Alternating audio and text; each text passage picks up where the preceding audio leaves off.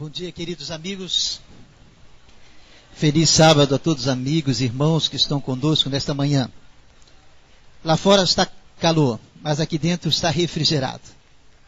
É uma alegria estar na igreja. Estar diante do Senhor é um privilégio. E permita aos céus que os momentos a seguir sejam suficientes para as palavras pastorais e depois a pregação da palavra de Deus. Eu quero registrar meus cumprimentos aos nossos amigos que nos visitam. E bem colocou o irmão Edivaldo, o Neemias, que foi quando pastor em Niterói, foi onde eu comecei o meu ministério.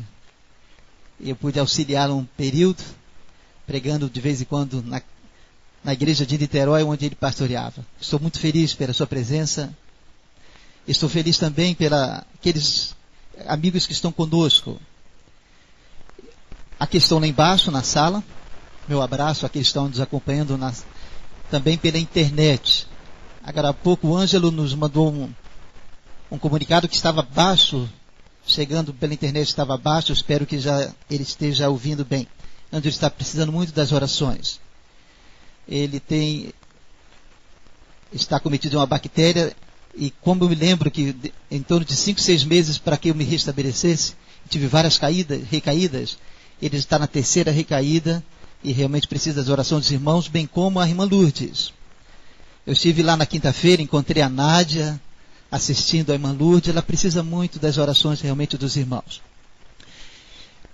Eu quero registrar, antes de abrirmos a palavra de Deus, a oração do Sérgio, que recentemente foi na última comissão eleito professor, um dos nossos professores. Ele fez menção à Semana Santa. E exatamente estamos iniciando hoje à noite a Semana do Calvário. Como participar desta semana? O que você deve fazer? Primeiro, orar. Orar pelo pregador, orar para que tudo ocorra de acordo com a vontade de Deus, orar para que venham pessoas sinceras assistir a palavra, mas orar também para que almas se rendam a Cristo Jesus. Você deve orar. Como participar? Primeiro, com oração. Segundo, com a sua presença. Não marque outros compromissos. Venha, porque o visitante deverá ser recebido. E você precisa estar aqui, mas não esteja nos corredores. Não esteja nos conversando. Não, esteja aqui participando da corrente de oração. Haverá um papelzinho que será distribuído. Ore naquele momento. Não vai ter câmara de oração para sair na nave da igreja e ir para a câmara de oração, não. Isso desvia a atenção. O visitante fica confuso. O que esse povo vai sair, vai fazer lá fora? Então a corrente de oração vai acontecer aqui dentro. Então, corrente de oração. Abra a Bíblia com o seu visitante. Fique atento à palavra. Eu gosto muito quando os corais, e registra-se que já temos os anos do Advento, temos o coral jovem, e parece estar surgindo o coral dos adolescentes, amém? Parabéns, e que eles sejam muito felizes, e por certo Deus está dirigindo. Amém, amém, amém? E eu gosto muito quando o coral está cantando, que uma das pessoas dá um passo à frente e faz o solo, e todos ficam olhando assim para eles, demonstrando que estão atentos. Assim também todos devemos estar atentos ao pregador, atentos na Semana Santa, àquilo que está acontecendo aqui, para que o visitante também possa ser, de uma certa forma, influenciado a dar importância e valor.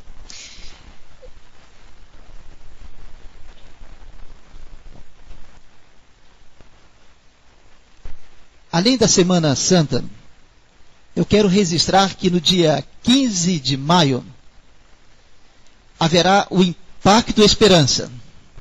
Você já está se preparando? 6.000 revistas já estão aí. Lindas. 6.000 revistas. E quero registrar que os encontrões, já vamos para o 28º encontrão, será no dia 10 de abril em Quintino.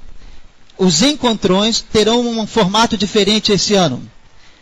Todos os jovens e a igreja também haverão de participar de uma distribuição de revistas de Impacto Esperança 1 hora, 2 horas antes do culto JA, naquela respectiva igreja. Por exemplo, 10 de abril, Quintino, 2 horas antes, todos serão mobilizados para distribuir a revista Impacto, para impactar o bairro. Amém? Então, a juventude participando do evangelismo. Em julho, primeiro sábado de julho, é aqui em Madureira. Toda a juventude do distrito vai vir aqui para distribuir a revista Impacto da Esperança. E assim, durante os encontrões, de cada encontrão, cada igreja, durante o ano. Amém, irmãos? Então, é bom que você saiba disso. Eu também focalizo de que as duplas missionárias que estão sendo organizadas, se você ainda não faz parte de uma dupla missionária, converse com seu professor e oficialize, cadastre a sua dupla missionária. Todos precisamos participar de uma dupla missionária. Não podemos estar fora desse propósito divino. Alguns estão já com a sua casa consagrada ao pequeno grupo. E permita dizer aos irmãos que eu tenho 2 dias ainda em que eu vou oferecer a algumas casas para a continuidade das conferências, fazer no pequeno grupo a continuidade do evangelismo.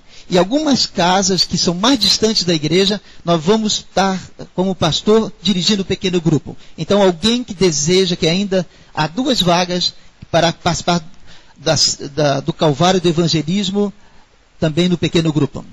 Outro ponto que eu quero mencionar, ontem eu participei de um pôr do sol na casa da irmã Clara de Piedade. A igreja de Piedade está com 2 anciãos e mais um grupo de jovens e estão indo de casa em casa fazendo o pôr do sol. Foi um desafio que eu fiz ano passado, fiz aqui também, e eu gostaria que aqui surgisse 2, 3, 4 frentes, que a igreja é grande, em que surgisse pessoas. Lá tem o Ângelo tocando o violão, o Pestana a flauta. E lindo pôr do sol, de cada pôr do sol numa casa. E eles cadastram as casas, e é muito bom. Eu gostaria que surgisse aqui também o pôr do sol missionário. Amém? Quantos gostariam que a sua casa recebesse uma comitiva dessa? Quero ver os irmãos. Então, por certo, vai ter aqui também para a honra e glória de Deus. Amém? Amém, amém, amém? Eu tenho ainda a falar sobre a obra. Os irmãos sabem que eu agradeço as palavras da professora. Estamos realmente num momento de fechar o trabalho de construção da igreja. É um momento mais importante, talvez, de todos os momentos. É o momento do acabamento. É o momento que se gasta mais. Mas Deus tem operado maravilhas no nosso meio. E eu gostaria que os irmãos soubessem que vai fazer ainda 3 anos da obra. E por justiça, 3 anos que iniciou o primeiro domingo de maio, o primeiro mutirão, foram 23 mutirões. O primeiro mutirão, primeiro domingo de maio, para quebrar o antigo céus. Só entrou um pedreiro aqui em junho. E só teve 2 pedreiros em setembro, com mais 4 auxiliares. Então, só em setembro, na realidade, vai fazer aniversário de 3 anos da construção dessa igreja. E a igreja da Barra e outras igrejas não foram construídas num tempo assim. Isso é outro milagre. Quando eu digo que aqui é um milagre, já gastou-se em torno de 300 mil, mais de 300 mil reais, e o orçamento inicial de 500 a 600 vamos estar dentro do orçamento. Irmãos, é um milagre de Deus. Iniciamos com menos de R$1.000, em torno de R$1.000 na caixa. E mais de 300 mil Deus já deu a essa igreja. Então, está na hora. O piso está sendo comprado. Estamos fechando com as esquadrias. Para os irmãos terem uma ideia, só as esquadrias, que são janelas, as janelas e os vidros, está em R$69 mil. O que vai ser colocado lá na frente vai ser espelho de vidro. Algo especial. Alguém vai dizer, mas isso é vaidade. Eu quero dizer uma coisa para os irmãos. Tudo que se faz para Deus deve ser feito com simplicidade, mas com qualidade. Alguns interpretam alguma coisa como vaidade. Não é vaidade, não. Não é vaidade. Cidinho, amigo de vocês, cresceu aqui nessa igreja, visitou vocês há uns 3 sábados atrás. Eu não estava aqui. Mas ele foi levado à obra. Ele que deu as escoras, não foi? Que ofereceu as escoras. Ele falou, ele virou para o Denilson, que estava buscando a obra, e disse assim, Denilson, isso é obra de 12 milhões. Eu digo amém, irmãos. Isto é obra de 12 milhões. Gastar 500, 600 mil é um milagre. Então não pense, irmãos, que alguma coisa está sendo exorbitante, que está se gastando de maneira errada. E de vez em quando a gente ouve de críticas. E eu quero dizer uma coisa, irmãos. Crítica é um perigo quando as pessoas vão por o caminho da crítica. Às vezes critica tudo e todos, só não tem autocrítica. Tudo está errado, tudo precisa mudar. E algumas pessoas seguem esse caminho. Mas que essas críticas não venham esmorecer aqueles que estão lutando com amor, com sacrifício, lutando por essa igreja. Eu peço que os irmãos orem pelos baluartes desta causa. E às vezes a gente vê um ferido, um guerreiro ferido, desanimado, porque as críticas machucam, ferem. E aqui está o pastor, antes de abrir a palavra, advertindo a igreja, cuide, para que você não seja um porta-voz de críticas pessimistas, negativistas. Tem uma crítica construtiva, faça a pessoa certa, na hora certa e da maneira correta. Às vezes a pessoa tem contribuições, mas faz de maneira errada. Ataca pessoas e não ataca o problema. Então, irmãos, aqui está o pastor dizendo que providências serão tomadas para corrigir qualquer coisa que venha impedir essa igreja de continuar crescendo para a honra e glória de Deus. Outro ponto que eu gostaria de dizer aos irmãos. Quando o apóstolo São Paulo, eu convido a abrirem a Bíblia. Antes, o apóstolo São Paulo, em 1 Coríntios,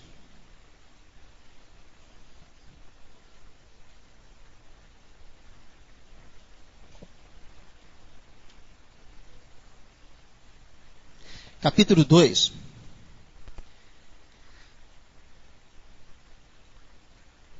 verso 1, ele diz assim,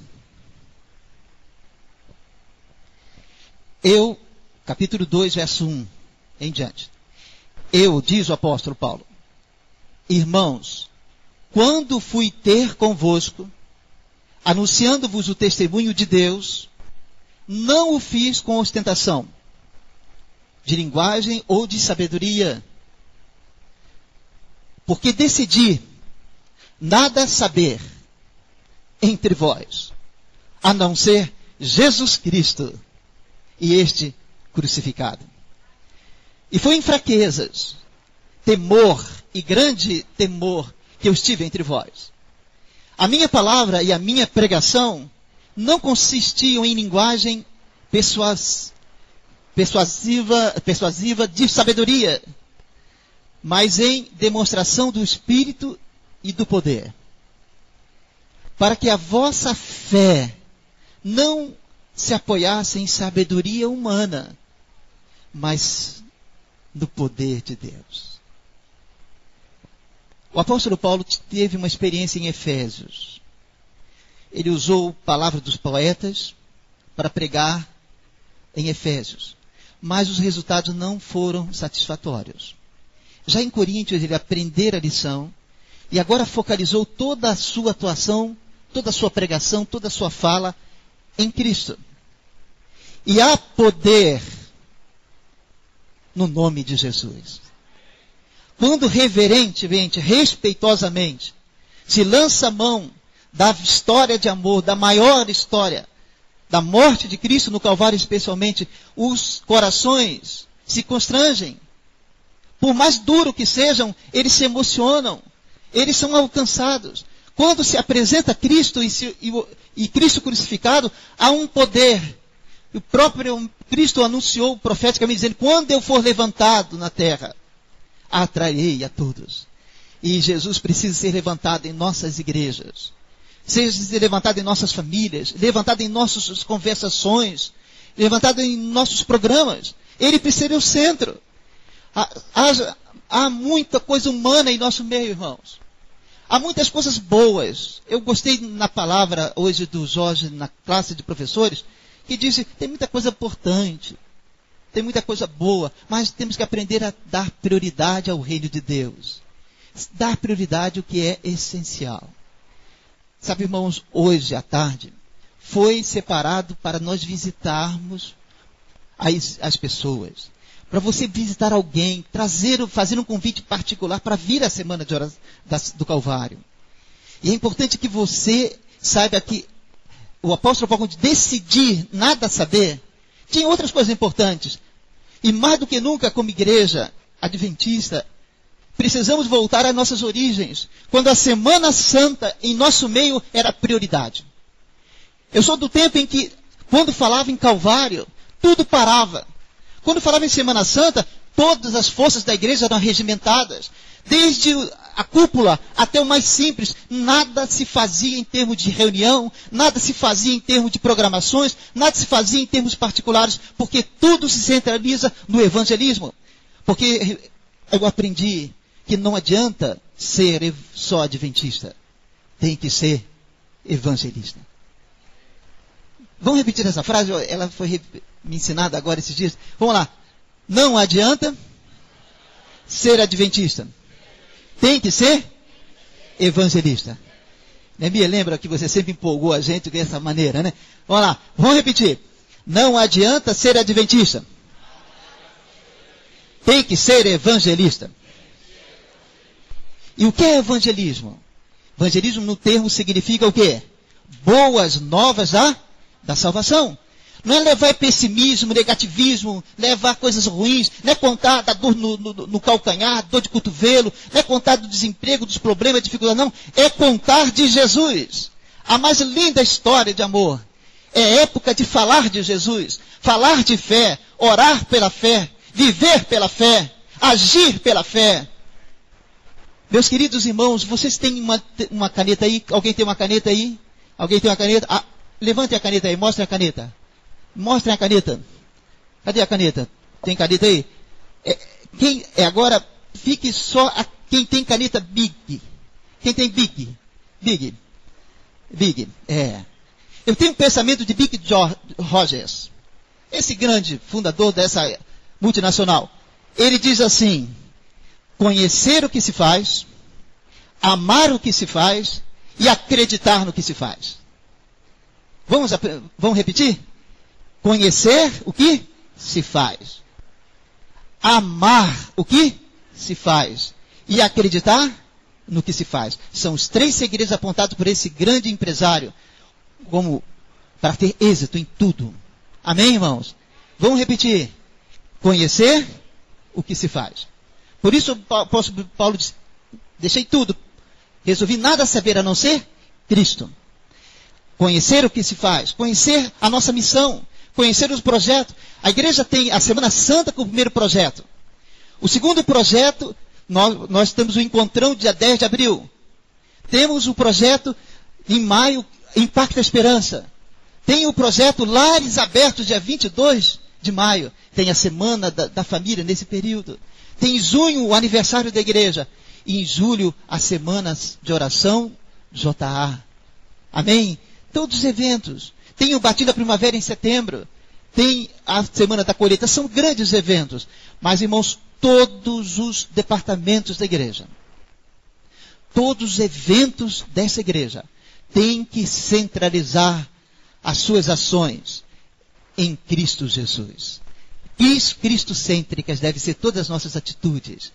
Essa é o brado que o pastor faz nesse momento.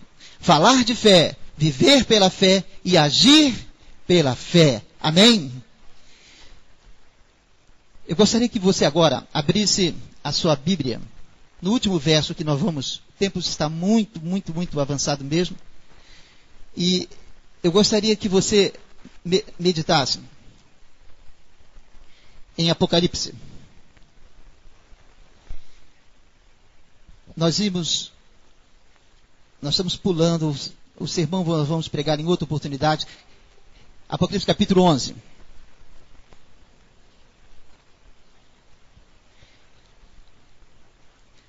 Você está aqui, o contexto, capítulo 11, verso... Capítulo 11...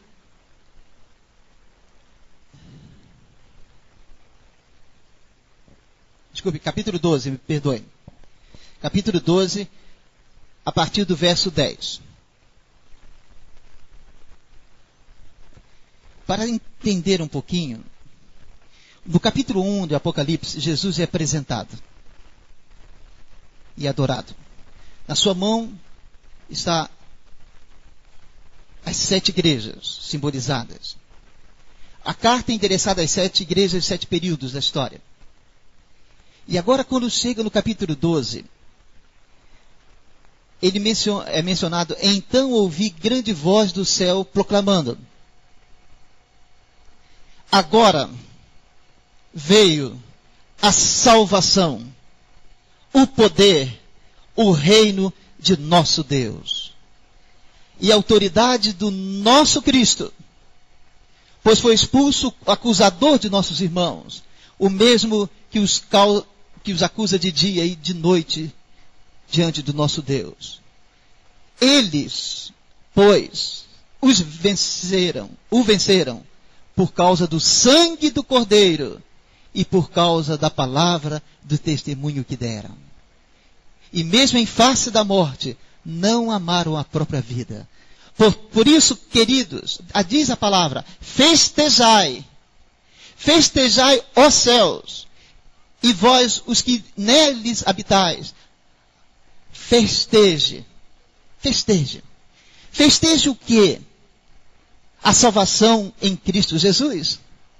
Aqui diz: digno é o Senhor, porque Ele trouxe a salvação, o poder e a autoridade. Quando você vive nesse período da Páscoa, você é bombardeado, sem dúvida, pela televisão, pela mídia. Emir falou isso até lá na classe dos jovens. E a gente percebe que maciçamente a Páscoa está tomando um cunho comercial, deixando de ser uma festa religiosa. E o significado da Páscoa, o verdadeiro significado, está sendo perdido. E como igreja nós temos que estar atentos para orientar nossas criancinhas, nossos jovens e todos nós, para não nos esquecermos o que é Páscoa. Qual é o símbolo da Páscoa apresentado pela sociedade? O coelho. E sabe de onde foi tirado esse coelho?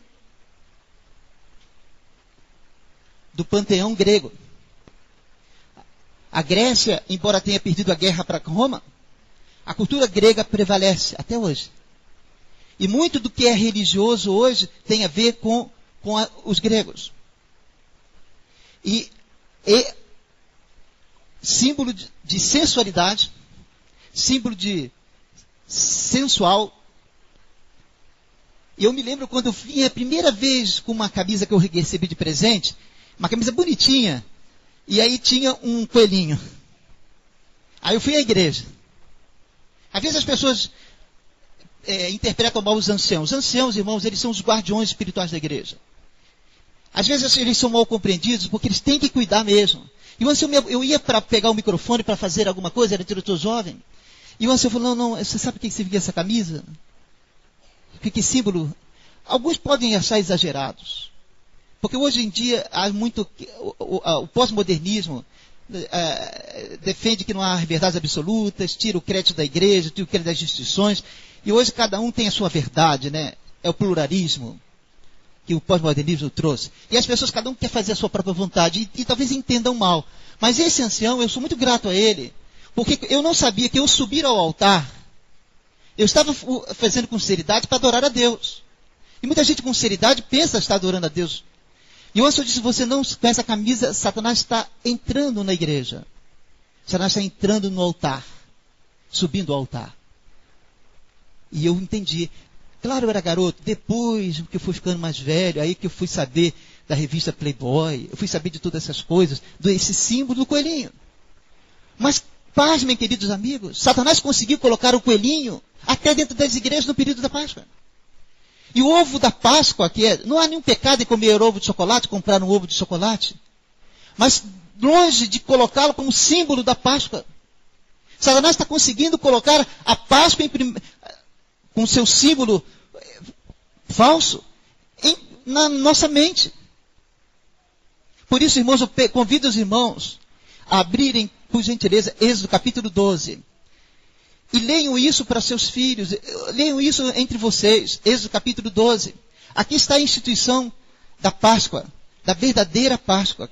Êxodo capítulo 12. Êxodo capítulo 12. E está o tema, a instituição da Páscoa. E aqui disse o Senhor a Moisés, Deus falando, este mês vos será o principal dos meses, este será o primeiro mês do ano. Falai a toda a congregação, aos 10 desse mês, cada um tome para si o quê? O que é o símbolo da Páscoa? O Cordeiro. O Cordeiro de Deus. Este é o verdadeiro símbolo da Páscoa. Cordeiro. Não é o coelho. Coelho nem coloca ovo. Só na mente desses homens. É incoerência em cima de coerência. E depois querem criticar os cristãos. Mas tomai um cordeiro. E de que maneira era celebrada a Páscoa? Cada um tome para si um cordeiro. Então, irmão, não adianta o pai pegar para o filho, a esposa para o marido. Cada um tome para si um cordeiro. Quando os chefes da família separavam um cordeiro, era toda a família participando. Um cordeiro para cada família. Verso 4. Se a família fosse pequena para um cordeiro, então faria o quê? Convidaria a uma família vizinha, mais próxima, de acordo com o que puder comer. Ali calculareis quantos bastem para o cordeiro. O cordeiro deveria ser sem defeito, macho de 1 ano. O cordeiro precisava agora ser tomado pelo sacerdote da casa e ser cortado o seu pescocinho. O sangue inocente devia ser derramado. E agora o cordeiro estava morto, mas não terminava o ritual. Agora tinha que tomar o sangue do cordeirinho e marcar as janelas, e marcar as portas com aquele sangue do cordeiro. Ai da porta, da janela, melhor, ai da casa que a janela e a porta não tivesse marcada com sangue. Quando o anjo da morte passasse, então haveria a morte dos primogênitos. Quantos aqui são primogênitos? Fique de pé. Quem é o primeiro filho aqui? É mesmo? Eu sei que você é primeiro, eu também sou. Você morreria. Eu morreria como primogênito. Aonde não houvesse sangue na porta, na janela, havia morte do primogênito. E meus queridos irmãos e amigos, está para cair a 10ª praga. E agora Deus diz para celebrar a Páscoa. A palavra Páscoa significa a passagem de Deus. O que significa o significado da passagem de Deus? O que está relacionado? É que antes do anjo da morte passar, Deus vinha primeiro e marcava as casas, assinalava as casas, separava as casas, marcadas com o sangue de Cristo Jesus. O cordeiro que estava prefigurado. O cordeiro prefigurava a Cristo, o verdadeiro cordeiro de Deus. Meu amigo, quantos creem que estamos no fim do fim? Quero ver as mãos. Quantos creem que talvez essa Semana Santa será a última oportunidade de muitos vizinhos e muitos parentes, muitos amigos? Quantos creem?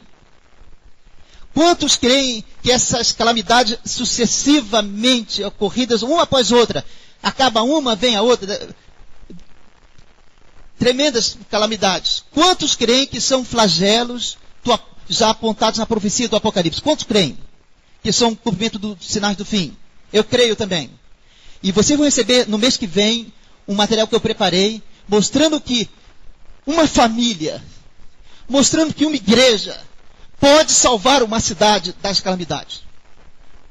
Amém? Obrigado, Neemias. Amém? Irmãos, quando eu passei isso na reunião do Colíder, eu me arrepio agora, como arrepiei naquele momento. A igreja precisa se arrepender dos seus pecados. Se meu povo se humilhar e orar e voltar para o evangelho puro, para Cristo Jesus, Deus vai operar através de você, de sua família, cada um de nós, e vai salvar cidades inteiras. Lá diz por breve tempo. E eu vou mostrar esse material para os irmãos. Mas eu creio, irmãos, que as pragas estão para cair sobre essa terra. A porta da graça está por se fechar. E aí, agora Deus quer passar em cada coração, em cada família, e assinalar esta casa com o sangue de Cristo Jesus. Eu gostaria, quantos desejam que antes das pragas, antes do anjo da morte, que Jesus passe em sua vida? Quero ver. E marque seu coração com o sangue de Cristo Jesus. Eu desejo a minha oração, irmãos. Amém.